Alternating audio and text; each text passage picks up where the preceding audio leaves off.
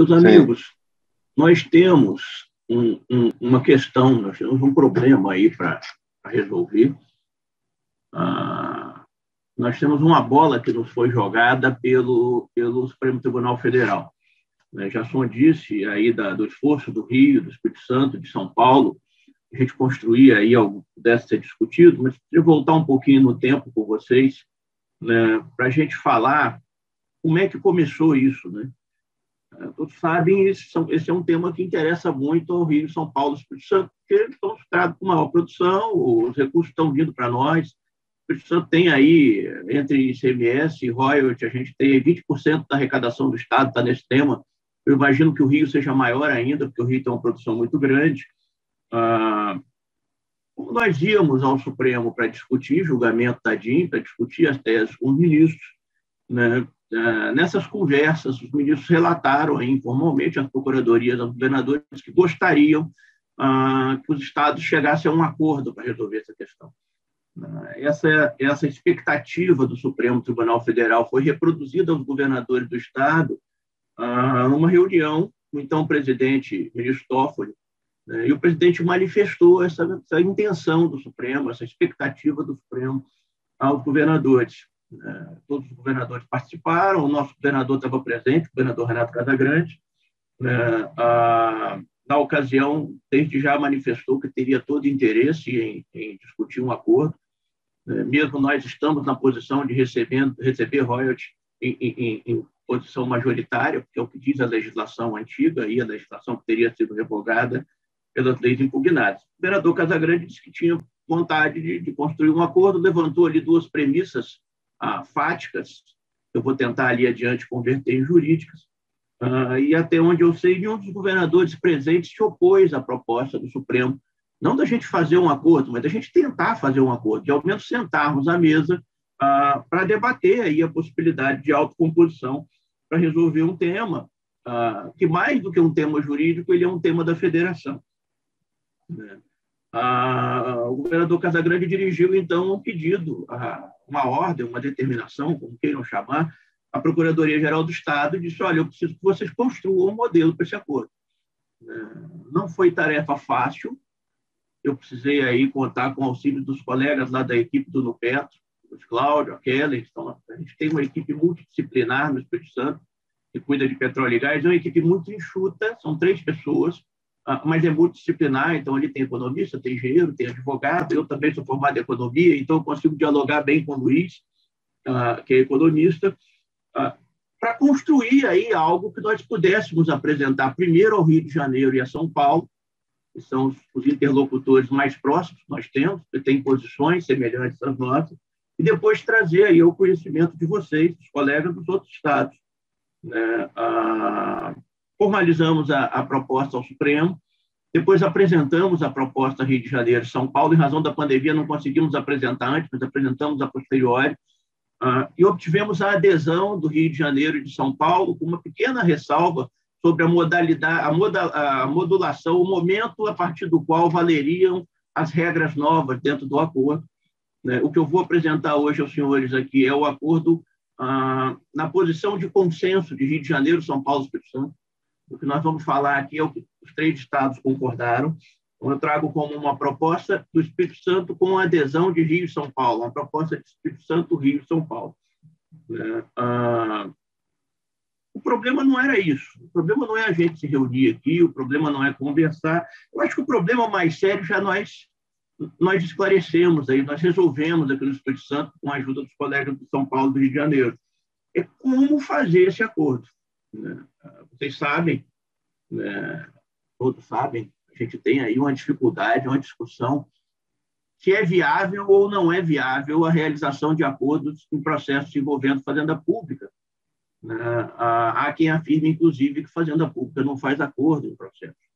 Eu não sei se vocês sabem, eu sou professor da universidade, eu sou pesquisador do tema, eu publiquei esse livrinho aqui, isso dá para ver no vídeo, sobre a advocacia pública, mas esse livro é a minha tese de doutorado, e o que eu discuti na tese de doutorado foi exatamente se é possível fazenda pública fazer acordo e como esse acordo pode ser feito.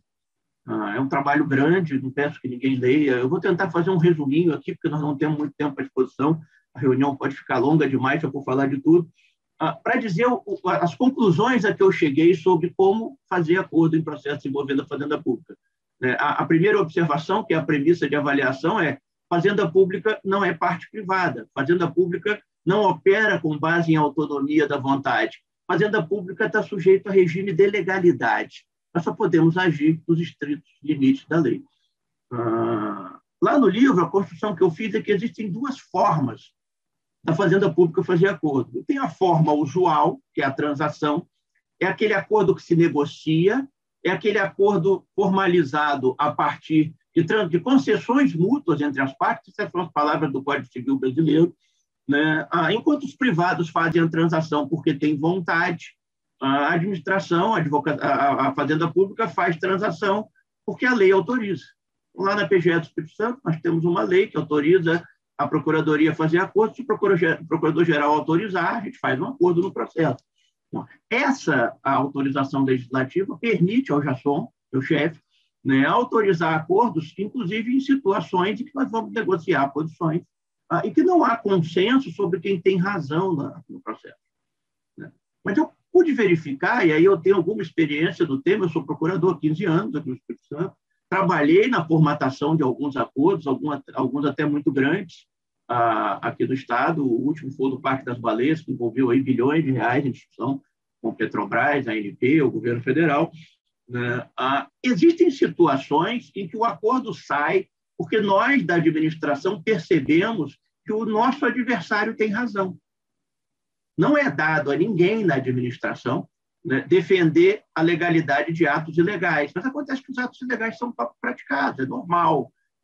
O direito não é matemática, o direito não é física. Eventualmente, a administração pratica um ato, há dúvida sobre quem tem razão. Num dado momento, a dúvida se dissipa, ou porque a dúvida dizia respeito à matéria fática e uma prova resolve o problema, ou porque a dúvida dizia respeito à interpretação jurídica. E aí eu posso ter, por exemplo, um precedente vinculante que vai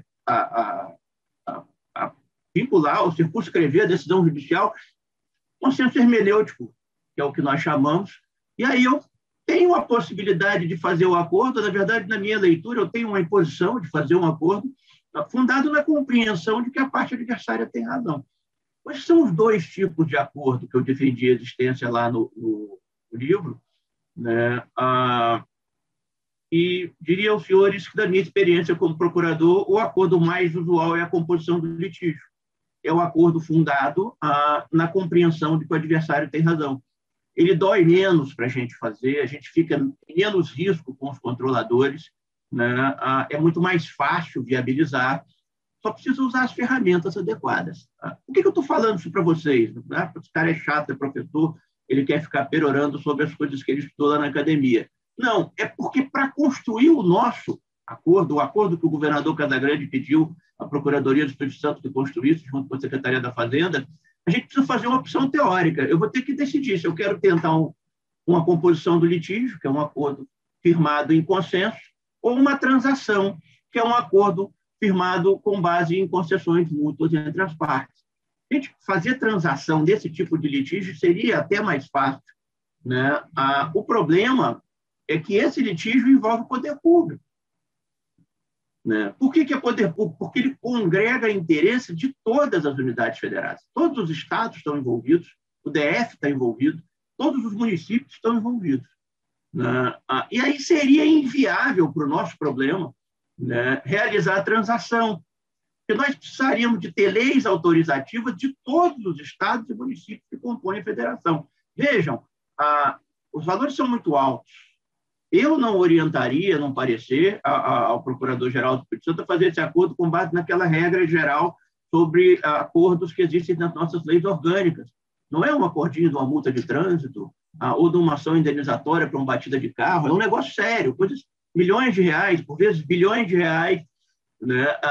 Difícil. Precisamos de lei autorizativa para dar segurança aos nossos procuradores gerais, aos integrantes aqui do COMPEG. Agora, dificilmente nós vamos ter, no curto e médio prazo, né, leis de todos os estados e municípios. O tema é complexo, os valores são altos.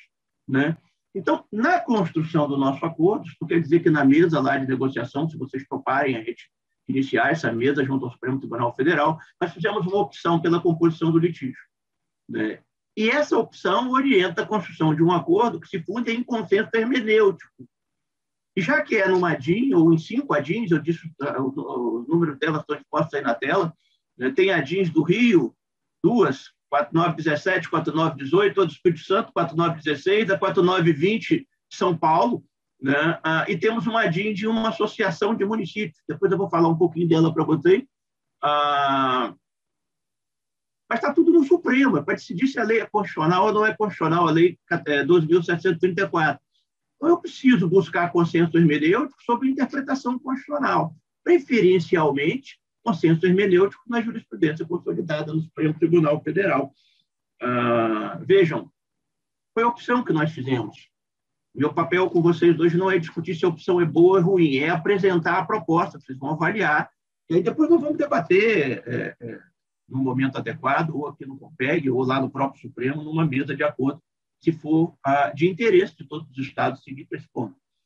Mas vejam, o modelo montado, né, a opção teórica feita, eu precisava construir uma proposta com os meus colegas que atendessem àquelas premissas que o governador Casagrande levantou na reunião do ministro Toffoli com os governadores de estado. Casagrande disse lá na reunião, o procurador-geral do estado anterior, Rodrigo de Paula, estava presente, olha, eu topo fazer, topo mesmo, mas tem 2 coisas que eu não abro mão, disse o governador Casagrande. Primeiro, a questão de segurança jurídica, a questão do ato jurídico perfeito. Eu entendo que os contratos assinados na vigência da legislação antiga, que se pretendeu revogada pela Lei 12.734, que é a lei impugnada nas ADINs, precisam ser mantidos com base nos critérios de distribuição da lei antiga. Primeira coisa, contrato velho, lei velha, contrato novo, lei nova. Essa é a posição do governador Casagrande, uma premissa fática que ele levantou. Segunda premissa, os estados e municípios chamados não produtores, eu preciso chamar de não impactados, ali adiante eu explico a vocês por quê, conjuntamente considerados, não podem receber mais royalty, participação especial, dos estados e municípios impactados ou produtores. Olha, tudo bem, a gente topa redistribuir o dinheiro, mas quem tem impacto precisa ficar com mais do que quem não tem impacto.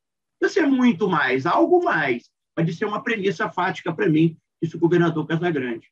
Eu faço uma justificativa aqui para vocês, eu preciso convencer os colegas, nós estamos falando aqui com procuradores gerais, ou, portanto, com pessoas da área do direito, eu tento transportar para essas premissas fáticas do governador Casagrande para a do direito. Olha, com relação à primeira premissa, lei velha, contrato velho, lei nova, contrato novo, eu tenho lá a previsão constitucional quanto à impossibilidade da lei afetar ato jurídico perfeito.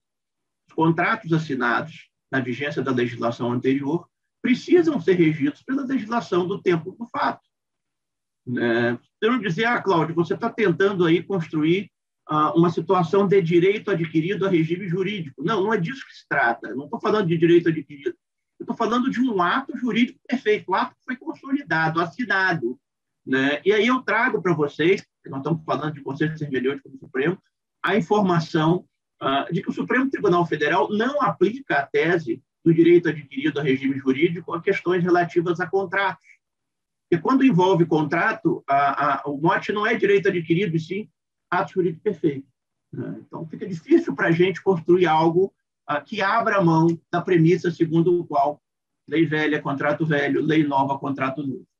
A segunda premissa do governador, os impactados vão receber mais do que os não impactados, e tem a ver com a consolidação na jurisprudência do Supremo, da ideia segundo a qual o royalty, a participação especial, a compensação financeira de que trata o artigo 20, parágrafo 1º da Constituição, ele tem a finalidade de compensar os impactos da atividade extrativista. E, por isso, eles pertencem às unidades federadas impactadas. Eles são receitas originárias das unidades federadas impactadas, para a gente usar uma expressão que consta da emenda dos primeiros julgados relatados pela ministra Ellen Grace. Também a gente tem muita dificuldade de ceder numa negociação com relação a esse ponto, que está muito consolidado na jurisprudência, é pouco provável que o Supremo vá mudar de ideia. Queria refletir com vocês, na exposição ainda de premissas, né, lá da literatura sobre autocomposição, ainda saindo um pouquinho de fazenda pública, voltando lá para a parte privada. Como é que a gente negocia? Como é que a gente obtém acordos, autocomposição entre partes? Né? Uma das recomendações principais dos professores da área, né, é que a gente procure identificar o que é posição e o que é interesse. Né? O interesse é aquilo que os estados precisam no nosso conflito, o que os municípios precisam no nosso conflito. A posição é o que os estados sustentam, os municípios sustentam no nosso conflito. Eu vou tentar delinear aqui posições e interesses de dois grupos que não são homogêneos, mas as posições de Rio, São Paulo e Espírito Santo são royalties de petróleo e participação especial pertencem exclusivamente a quem sofre impacto, porque o Supremo falou que essas receitas servem para cobrir impacto. Essa é a posição. É isso que nós estamos tentando no processo. Não podemos distribuir essas receitas com relação a novos contratos, a contratos antigos, desculpem, com base em critérios surgidos por lei nova. Essas são as posições. Mas qual é o nosso interesse? É não perder a arrecadação de tal modo que nós sejamos prejudicados na condução dos negócios do Estado. Sobre o outro ponto de vista, o ponto de vista dos estados e municípios não produtores, alguns são produtores, mas com produção pequena. Se a gente pudesse separar o país em dois grupos, como foi feito lá no Congresso Nacional, ao tempo da discussão do texto da Lei 2.734, né? Qual é a aspiração das demais unidades federadas? É obter uma redistribuição de um grande aporte de recursos que hoje está concentrado na mão de Rio de Janeiro, São Paulo e Espírito Santo. A posição jurídica é não tem nada a ver, isso é dinheiro do país e por isso tem que dividir com o país. Não é para compensar impacto. Né? Entre não é para compensar impacto e é para compensar impacto, existe um meio, e é nesse meio que a gente precisa trabalhar. Se nós encontrarmos uma posição que compatibilize o interesse de ambos os polos do conflito, a gente vai achar uma solução para resolver isso. Pensando nessa construção, o Espírito Santo propôs aí algumas coisas para resolver os dois problemas. Né? Para o problema da irretroatividade dos efeitos da lei, né, o Espírito Santo propõe que os critérios de distribuição de royalty PE, nela previsto, da Lei 12.734, apenas sejam aplicados aos contratos de concessão celebrados após a sua edição. Há um dispositivo na lei que diz que retroage para aplicar os contratos antigos, nós vamos dizer ao Supremo falar que isso é inconstitucional, que isso não é possível acontecer. Essa é a proposta, isso que vai entrar no acordo. Para atender a segunda premissa, né, nós fazemos 4 propostas. A primeira proposta ela tem a ver com uma opção do legislador na construção do texto legal. Eu acho que o legislador pensou isso de boa fé, de boa vontade. Olha, é muito complicado eu tirar recurso dos produtores, porque no grupo que está discutindo o problema aqui no Congresso Nacional tem gente que é produtor, mas é pouco produtor, e a produção pode aumentar, e ele fica meio sem saber o que fazer. Vamos criar um regime de livre conversibilidade. Eu vou ter um regime estanque dos fundos especiais, fundo para o município e fundo para o Estado. E eu vou ter um regime dos produtores. Cada Estado ou município opta se ele quer ficar no regime dos fundos especiais ou se ele quer ficar no regime dos produtores. Isso é uma mudança paradigmática em relação ao modelo anterior. No modelo anterior, eu distribuía royalties preponderantemente para os Estados produtores e tinha um fundo especial, umzinho só, não era um para os Estados municípios, que distribuía um percentual de royalties para todo mundo, metade do dinheiro para os estados, metade para o município, pelos critérios de FPE e FPM. FPE para o estado, FPM para o município. Também os produtores recebiam essa distribuição. E faz sentido que seja assim, porque o FPE e o FPM foram construídos para 100%. Se eu começo a ter gente saindo, eu vou ter que fazer regra de 3. Vai ser uma confusão danada. A primeira proposta que a gente faz precisa quebrar essa regra nova. Por quê? Porque é impossível calcular, num regime de livre conversibilidade, um modelo em que os estados e municípios produtores vão receber conjuntamente considerados mais royalties de PE do que os estados e municípios não produtores. É a primeira proposta. Segunda proposta, declarar a inconstitucionalidade de todos os dispositivos que possibilitam que estados e municípios não impactados recebam mais que os impactados. Dá para fazer, tá, gente? Por causa também do modelo da lei. Eu não sei se vocês lembram do texto, né, ou se acompanharam a discussão no Congresso, né? O modelo da lei ele envolve a construção de um dispositivo que modifica percentuais e parágrafos desses dispositivos que fazem o percentual cair gradativamente, né? Há uma queda brusca no final, mas uma queda assimilável, aceitável no início. Daqui a pouco eu vou mostrar os percentuais. Então, a ideia do acordo é bater na regra de transição. A gente admite a modificação introduzida pela Lei 12.734, mas não admite a gradação para aumentar a perda, sobretudo, dos municípios. E aí, com isso, a gente conseguiu um modelo em que impactados vão receber mais do que não impactados, mas que ainda assim os não impactados vão ter um aumento expressivo. Eu vou mostrar o percentual, vocês vão ficar assustados em suas arrecadações com royalties de participação especial. Terceira proposta que eu trago aos senhores, né, a declaração da inconstitucionalidade dos dispositivos que equiparam ponto de entrega de gás ou city gates às instalações de embarque e desembarque. Bom, essa proposta é para atender a Abrantes, que propôs a última das ADIs. Né? A Abrantes só discute isso. Diriam os senhores, não vou entrar em considerações maiores, isso não afeta os estados, não muda nenhuma questão sobre distribuição de recursos para nós. Então, para a gente isso é neutro, é nulo. Né? Se um dia eu tiver que expor o tema para os municípios, eu vou explicar essa questão que para os municípios faz diferença. A verdade é que o município produtor ele pode ser confrontante, ele pode estar em área de aproximação econômica, ou ele pode ser detentor de instalações de embarque e desembarque. Essa regra só serve e só impacta os municípios detentores de instalação de embarque e desembarque. E a última proposta, que eu chamaria a vocês do grande diferencial do modelo que o Espírito Santo construiu, é a proposta bônus. Né? É porque tudo que nós estamos falando até aqui vai trazer um resultado bacana para todo mundo, mas vai trazer um resultado bacana para o futuro, para as arrecadações relativas a contratos novos. Né? E eu sei que os governadores precisam de receber dinheiro agora. Nós estamos numa crise horrorosa. Nós estávamos numa crise financeira antes da pandemia da Covid, nós vamos sair dessa pandemia com uma crise mais feia do que tínhamos lá de 2015 a 2019. Né? Então, nós já sentamos à mesa com alguns estados para conversar sobre essa proposta. Será, olha, meu governador disse que se não tiver dinheiro agora não serve. Então, eu tentei construir aqui com os meus colegas do Nupetro uma ideia, né? A gente tinha que tirar dinheiro de algum lugar para que nós pudéssemos trazer uma distribuição imediata de recursos para os estados e municípios, em especial para os estados e municípios não impactados ou não produtores. E qual foi essa ideia? Quem nos deu essa ideia? O próprio governo federal, indiretamente, quando no ano de 2019, mediante a discussão no Congresso Nacional, topou distribuir 30% dos royalties, que chamam-se bônus de assinatura, é um tipo de royalties que nós temos na legislação, 30% dos bônus de assinatura da venda de áreas remanescentes da cessão onerosa. Todo mundo lembra, todos os estados receberam esse dinheiro, os critérios de distribuição são muito claros, eles estão lá expostos na Lei 3.885. Basicamente, os estados tiveram distribuição de recursos com base em FPE e Lei Candir, e os municípios com base no FPM.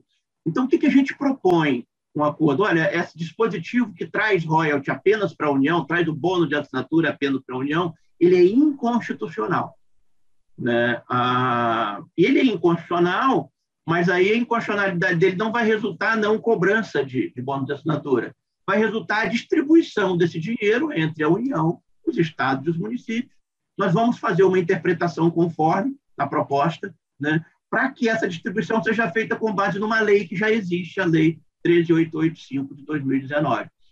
Por que a atribuição de bônus de assinatura exclusivamente à União seria inconstitucional? Tudo isso está justificado, tá, gente? Juridicamente, está na petição do Espírito Santo. É inconstitucional porque o artigo 20, parágrafo 1º da Constituição, diz que da exploração de petróleo e gás resulta a distribuição de compensações financeiras não apenas para a União, para os estados e municípios. Então, nós temos um argumento, é evidente que a gente precisa convencer a União a fazer essa conta, mas eu estou convencido de que a União não vai encontrar dificuldade em fazê-la, porque ela recupera, o acordo vai fazer com que ela recupere esses 30%, fácil. Né? No finalzinho da exposição, eu vou explicar para vocês qual é o problema que essa nossa briga está gerando para a indústria do petróleo, qual é o problema que essa nossa briga federativa está gerando para a própria interlocução do governo federal para atração de investimento. Né? Fiz aí a exposição das propostas, eu acho que daqui para frente a gente vai desenvolver com mais velocidade. Eu queria mostrar para vocês como é que essas coisas se colocam sob o ponto de vista de percentuais. Né? E agora eu vou fazer aqui uma pausa, um parêntese para poder tentar esclarecer alguns pontos da área de petróleo e gás. Colegas que não têm atuação, não têm arrecadação de petróleo e gás, nunca olharam para esse tema. Eu diria que vocês são sortudos, porque o tema é chato, a legislação é extremamente labiríntica. Parece que a legislação foi feita para a gente não entender disso. Né? Mas o fato é que eu tenho vários tipos de royalty e eu tenho vários regimes de exploração de petróleo e gás. Eu montei uma tabela aqui que resume esses regimes. Né? Eu tenho um regime de concessão, que é o regime da Lei 9478/97. Eu tenho um regime de partilha de produção, que é o regime da Lei 12.351/2010. Eu tenho um regime de cessão onerosa, que é contemporâneo da partilha, né? Mas eu não preciso falar muito dele, porque ele paga royalty do mesmo jeito que o regime de concessão. Então, o royalty da concessão vale para a cessão onerosa. Né? E no regime de concessão, da cessão onerosa, não. Além do royalty, os estados recebem um tipo específico de royalty, que chama participação especial. Royalty é um percentual sobre o total da produção.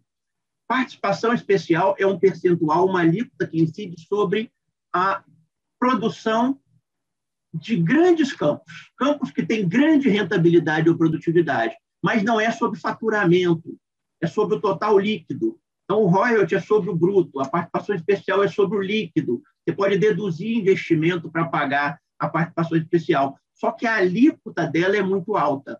A participação especial, a alíquota varia de 10% a 40%, do royalty a gente sai aí de 5 mais 5, 10%. Então, nós temos aí um ambiente diferente. Eu montei aqui nessas tabelinhas para vocês, eu usei esses nomes, não sei se os nomes são os melhores, mas nós vamos seguir assim.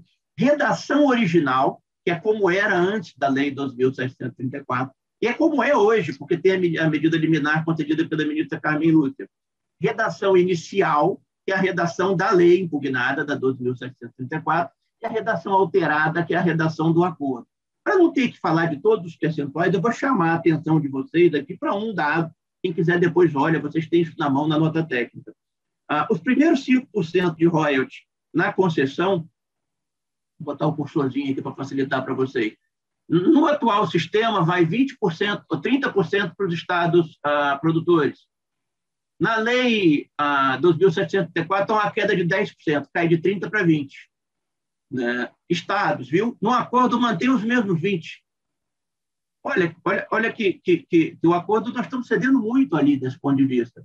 Esse acordo precisa aqui para a concessão, porque tem uma queda brusca para os municípios.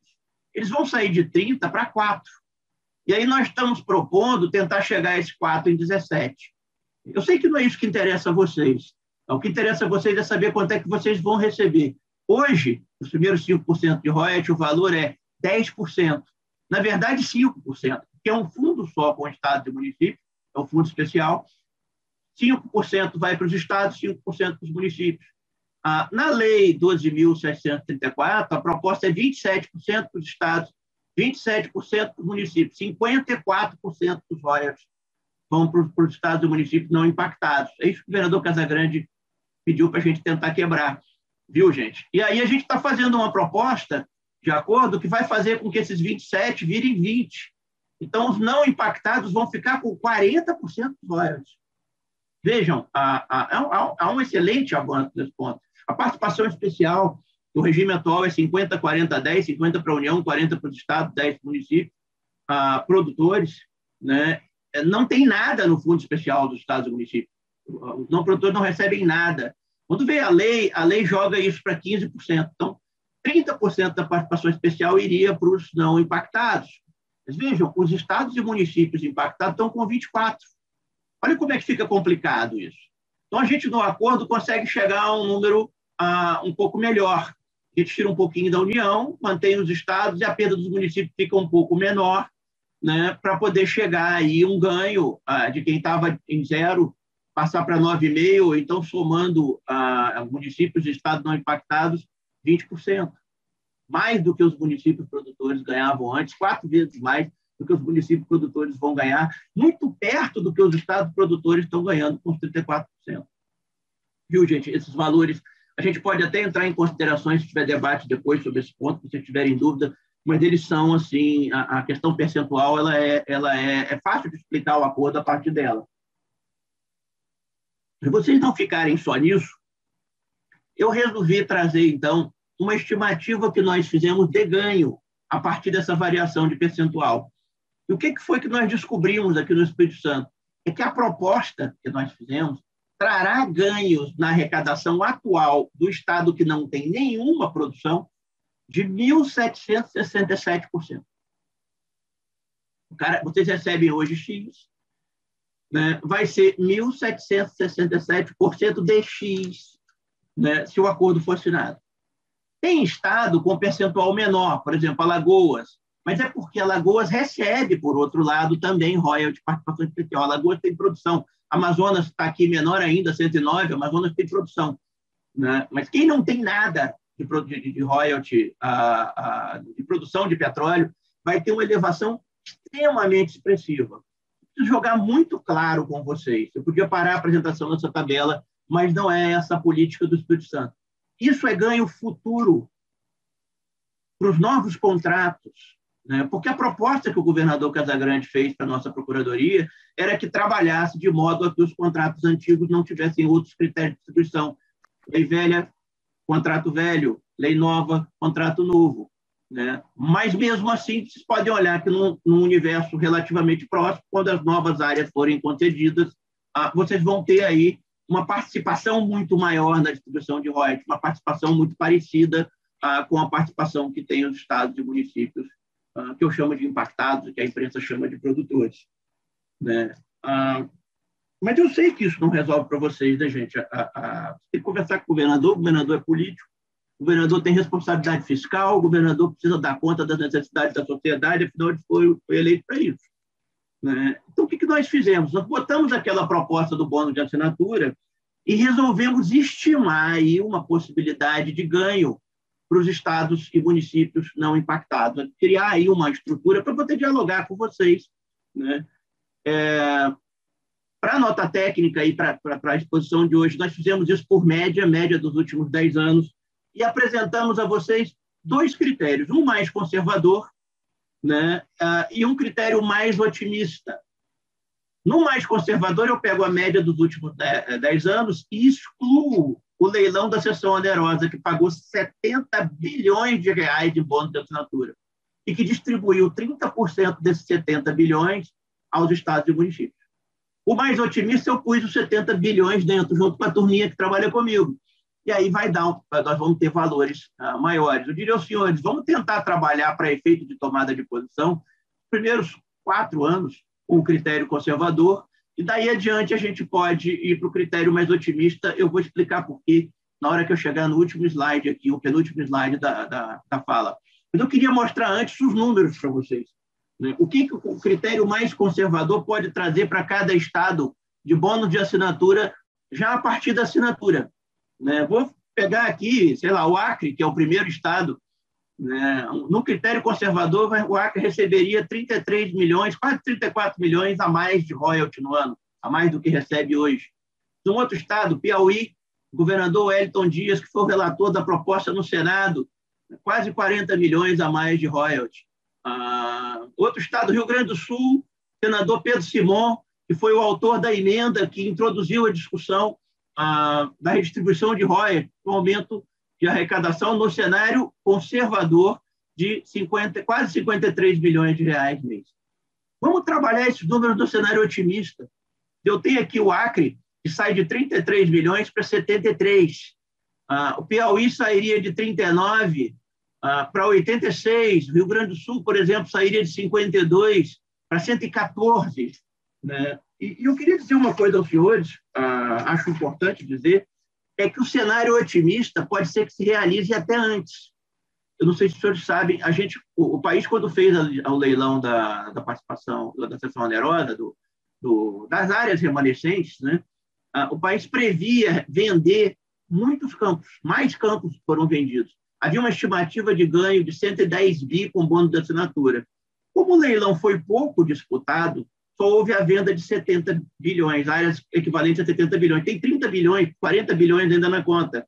E o governo federal está avaliando retomar esse leilão. Então, se ele fizer esse leilão, nós vamos ter uma média nos próximos anos que é mais provável que ela chegue próximo ao critério otimista do que o critério conservador. Gente, de número, é isso que eu queria dizer para vocês, mas eu queria fazer um arremate aqui para reflexão. Já que eu não estou falando para a Secretaria de Fazenda, eu estou falando para a Procuradoria. Né? E Procuradoria, eu sou procurador já há alguns anos, a gente trabalha com análise de risco quando a gente vai discutir acordo. Né? Primeira coisa que eu preciso dizer para vocês, eu estudei lá com o Luiz Cláudio, com a Kellen, o comportamento da indústria do petróleo e gás nos últimos anos. A gente precisou fazer isso. Nós fizemos um estudo que foi entregue ao Supremo, acabou que ele foi publicado como um livrinho, está no site lá da Secretaria da Fazenda. Se vocês quiserem, eu encaminho para o Jasson, peço para ele encaminhar para todo mundo do grupo. Nós fizemos um estudo em que nós passamos a olhar o comportamento da indústria nos últimos anos, desde 2012, 2010, quando começou aí a discussão no Congresso Nacional pela redistribuição. O que nós descobrimos? No momento que nós começamos a brigar por royalty, diminuiu o interesse do investidor no país. O investidor, a empresa de petróleo e gás, elas são empresas nacionais, fora a Petrobras, que é uma empresa nossa, mas também é multinacional. Né? A decisão de investimento dessa empresa exige segurança institucional. Quando nós começamos a brigar, eles se assustaram. Né? Passou a ter menos emprego no segmento, passou a ter menos plataforma importada, passou a ter menos poço perfurado, e, consequentemente, nós tivemos queda na arrecadação, na produção. Queda na produção, queda no pagamento de royalty, prejuízo para todo mundo. Né? Em princípio, para o Rio, para o Santo São Paulo, que estão recebendo por conta da liminar, mas se a lei estivesse valendo, prejuízo para todo mundo. Né? O que o governo federal fez? O governo federal instituiu um benefício fiscal que chama Repetro. E aí ele desonera dos tributos federais a importação de bens de capitais via Repetro. Mas, o tributo federal não resolve o problema. Então, o governo federal trabalha junto aos estados para estender o Repetro ao ICMS. Isso foi feito lá no âmbito do CONFAS. Né? Os estados toparam, todos os estados concordaram, né, em reduzir a sua tributação sobre bens de capitais, de 17% para 3%, para viabilizar a importação. Isso causou uma retomada da produção, uma melhora, pelo menos nos investimentos para novas fronteiras produtivas. Isso pode repercutir positivamente em novos leilões que vão gerar mais bônus de assinatura e mais dinheiro para a gente distribuir entre nós. Vejam o raciocínio que está sendo feito. Por que os estados toparam renunciar a parte da tributação sobre essas operações? Porque esses estados são os estados que se beneficiam pela arrecadação do royalties da participação especial. Rio de Janeiro, São Paulo e Espírito Santo concentram a maior parte da produção. Eles foram ao CONFAS e toparam. E estão abrindo mão de receita tributária para ter o Repetro. A gente faz uma conta. Eu vou perder X de ICMS e vou ganhar X mais alguma coisa de royalty. Se a ADIM for julgada improcedente, ou seja, se o Supremo disser que é para distribuir para todo mundo, com base na Lei 12.734, já era Repetro. É só ir no CONFAS e denunciar o convênio. Né? E aí a tendência da nossa indústria é queda. Né? Veja, queda da arrecadação com royalty, participação especial. Se eu tenho menos produção, eu pago menos royalty. Se eu pago menos royalty, eu tenho menos para dividir para todo mundo. Queda para todo mundo. No universo, então, de aplicação da Lei 2.734, queda, sobretudo, para os estados e municípios atualmente considerados não produtores ou não impactados. Mas também queda na arrecadação do ICMS combustíveis. E aí eu precisava abrir um parênteses com vocês aqui, muito rápido.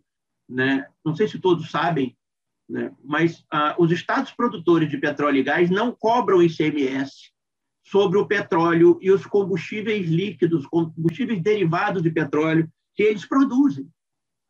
Petróleo é produzido majoritariamente no Rio de Janeiro, um pouquinho mais em São Paulo, um pouquinho no Espírito Santo, um pouquinho menos no Espírito Santo. Ali, né? O petróleo sai daqui, a gente vende. Quando a gente vende, não incide ICMS na saída. Isso foi um arranjo constitucional. E esse arranjo foi feito, né, porque é um recurso estratégico, um recurso energético importante, e o Constituinte entendeu que se ele deixasse isso na origem, como é a tributação, volta do ICMS, esses 3 estados, na época era o Rio de Janeiro e a Bahia, que eram os estados de maior produção, esses 2 estados iam se fortalecer demais, ia desequilibrar a federação. Isso foi o que se conseguiu ali em discussão, pode olhar lá nos anais da Assembleia Nacional Constituinte. O que o Congresso fez à época?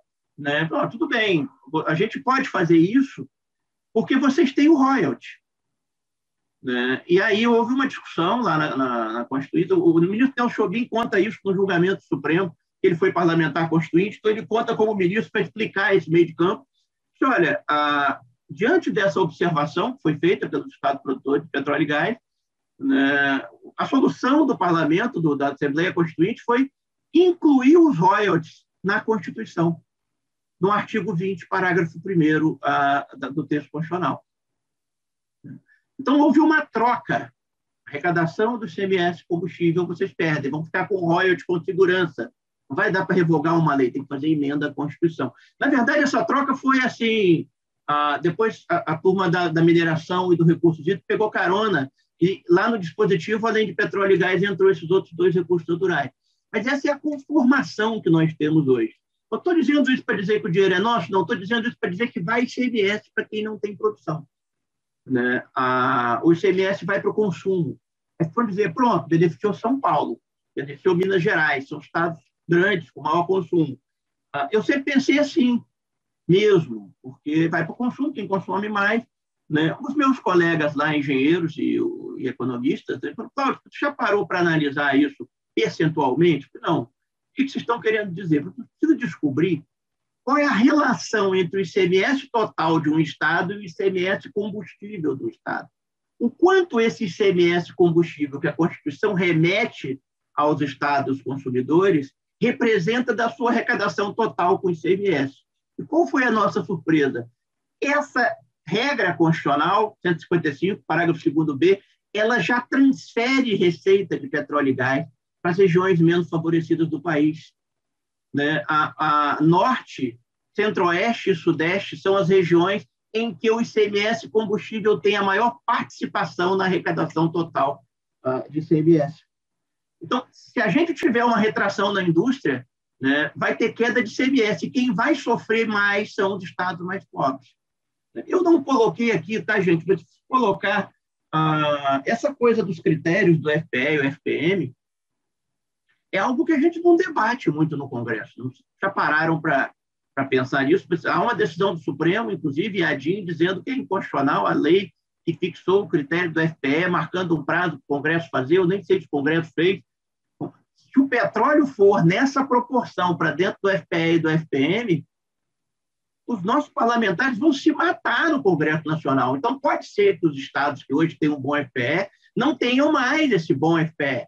Esse FPE nosso, segundo o Supremo, fotografa uma realidade de 88, quando a Constituição foi escrita.